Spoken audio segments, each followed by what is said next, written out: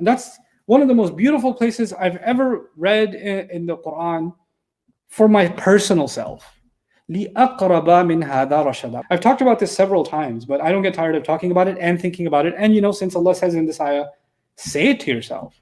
So before I'm even saying it to you, I'm saying it to myself. He says, guide me all the way. When I say, hey, could you give me directions to the house? That's ila. But if you say, could you give me directions all the way to the house? Now, when you say all the way, it's kind of like saying, that is my ultimate destination. That's where I want to get to. That's my end goal. And that's the Arabic expression lam. The preposition can serve that purpose. So here, the servant is saying to his master, all the way to the destination. Now, what's that destination? He says, li aqraba, all the way to closer than this. Aqraba min hada. It's a weird thing to say in English. It needs a little bit of unpacking. And that's really the purpose of my khutbah, is this concluding phrase. What does that mean? All the way to closer. Think of it this way. Your goal when you're traveling on any journey, if I'm traveling from here to my parents' house, my goal is not to get closer to my parents' house. My ultimate goal is to reach the house itself. I don't feel any sense of accomplishment if I traveled 10 steps.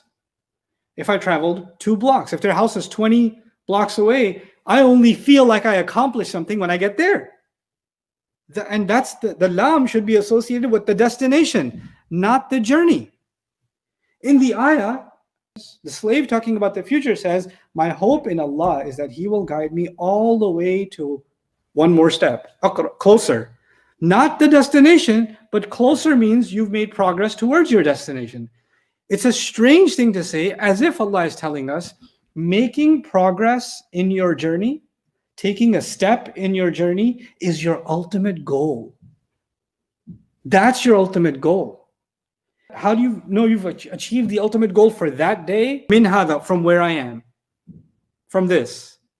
Where I'm standing now, my hope is the situation Allah has brought me to, or the circumstances Allah has created, or whatever He wills for me in the future, my hope in Allah is that the whole point of that circumstance is to take me a step closer than where I am right now. Step closer to what?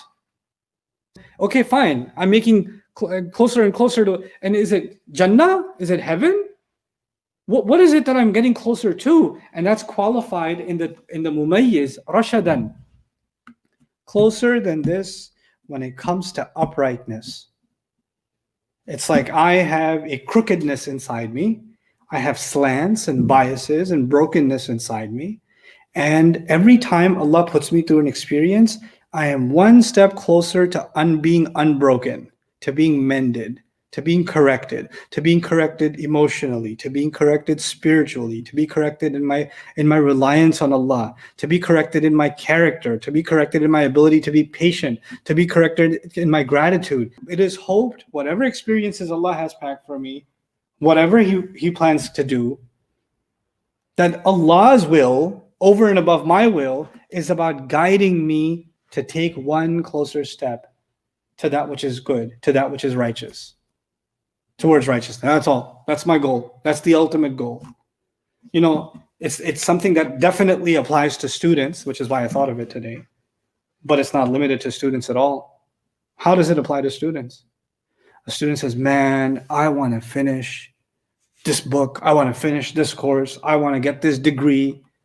I want to memorize these surahs. I want to memorize the entire Quran. I want to learn all of this. I want to learn all of that. Then I'm going to study this. Then I'm going to study that. Did you finish this? Did you get your ijazah in this? Did you finish this book? Did you finish this paper? Did you finish this knowledge? Did you finish that knowledge? It's always milestones, and it's important to have milestones. But in our journey into the Quran, like if you were studying engineering, it's absolutely critical that you have milestones. If you're getting a bachelor's degree, every year is a milestone. Every several number of credits are milestones. If you're working towards a financial goal, savings, buying a house, whatever, you have financial goals. The same way there's goal setting when it comes to our spiritual goals. But in our spiritual goals, every step we take that brings us closer to being upright is a goal by itself. That step was a goal, not the destination. For a Quran, my Quran students, my Arabic students even, what do I tell them? I tell them, if you made some progress today, you have achieved your ultimate goal. I know one more word of Allah. I learned about one more ayah. I implemented one new thing. I found one more reason to be grateful to Allah. Allah opened one more drop of wisdom from His word on me. One more. Yeah. If you start thinking about what you don't know, you're going to live a life of anxiety and never appreciate what you actually do know or the steps you actually are taking. As a learner, taking even the smallest steps are moments of joy. They're absolutely moments of joy. The same way as a believer, taking small steps away from darkness. As a believer, taking small steps to better yourself, to better myself. It's taking small steps to better your environment.